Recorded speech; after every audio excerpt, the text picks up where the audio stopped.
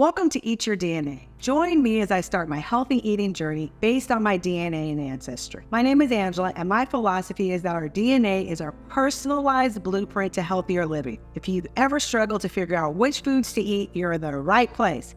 You can stop guessing and worrying about what to eat or try and follow the latest fad diet. Let your genetics tell you which foods you should eat. Eat your DNA. Today, I'm super excited because we're going to talk about the difference between eating based on ancestry and eating based on tradition. This is super important because you don't want to eat foods thinking that they're the right ones for your body when they're not. Okay, let's do it. If you're here, you're probably interested in the idea of giving your body the foods it craves based on your personalized blueprint, eating your DNA. When you get your DNA done, you will discover where you're really from. You're going to get a list of countries of origin. And I want to make sure that you don't make a mistake thinking that because you're from a particular country and that country is known for certain foods or recipes, that those are the right foods for you. What you want to try to eat intentionally are the foods that are indigenous to a country or region. And indigenous, you know I'm a teacher, means originating or occurring naturally in a particular place, so native to that area. Those are the foods that your ancestors ate for thousands of years, and those are the foods that I believe that your body can metabolize and utilize the best. Now, sometimes you'll luck out and you'll find foods that are,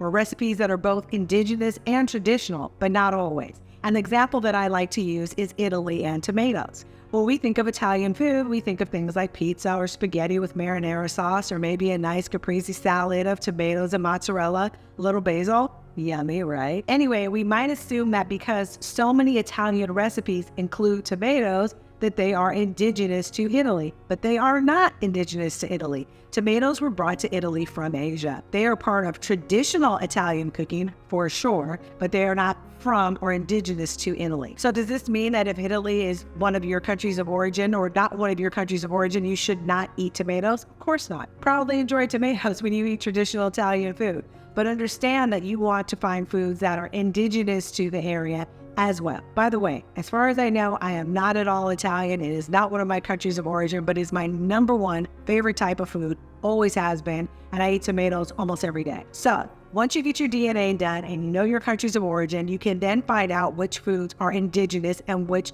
recipes are traditional. And it's easy to find traditional recipes. You just need to Google the country name and a million different recipes or will pop up. Now, if you want to know which foods are indigenous, now you're going to have to do some research. That is a service that I provide. And if you're interested in having me do that, please visit eatyourdna.com, link below. So once again, the first step is to get your DNA done. And some people think, oh, I already know where I'm from, I can skip this step, but I'm going to encourage you not to skip this step. You might be surprised. I certainly was. I got my DNA done and I discovered a whole list of countries of origin that I knew nothing about. I never knew they were part of my ancestry. So use a reputable company. Once again, I have a list of them below, and find out your countries of origin. I mentioned Italy and tomatoes, but let's look at an example where a recipe uses indigenous ingredients and is also traditional. So it's an extra bonus when those two worlds intersect and you find a recipe that has ancestry and tradition in it. So if you discover that you are from one of the countries of tropical South America, that's Colombia, French Guiana, Suriname, Guyana, Venezuela, Ecuador, Peru, Bolivia, Paraguay, and Brazil, you will find a plethora, like that word, of amazing dishes that are traditional and use indigenous ingredients. Now, one of those dishes is, don't laugh at my pronunciation, I am currently learning Spanish, yapingachos. Here's the definition I found online. Yapingachos are typical Ecuadorian potato patties that are often served with a spicy peanut sauce on the side. They consist of cheese and either cassava or mashed potato, and the combination of those ingredients is flattened, cooked on a griddle until it develops a golden brown color. Yapingachos are traditionally served as a side dish along with avocados, salads, fried eggs, pork, and chorizo. Now, I've done the research and I know that yapingachos contain a number of ingredients indigenous to tropical South America. We got the cassava or potatoes,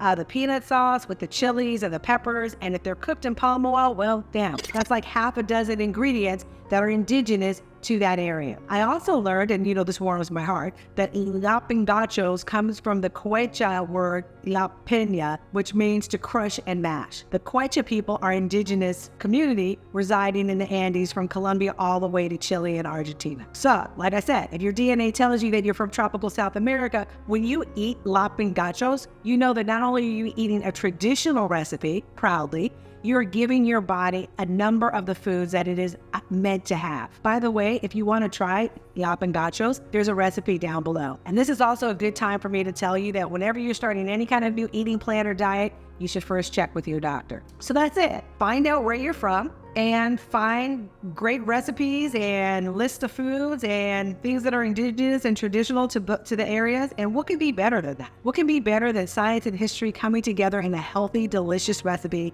that you can enjoy with your family, your friends, or maybe alone? You can't always share them, right? I absolutely love knowing where I'm from and which foods I should be eating. And that's what I want for all of you, to be excited about your ancestry and your traditions and learning about the best foods for your body. It's fun and it's kind of liberating. If you've learned anything new, please give this video a thumbs up. And if you want to join me as I discover healthy foods in different places around the world, please subscribe. And remember, give your body what it wants. Eat your DNA.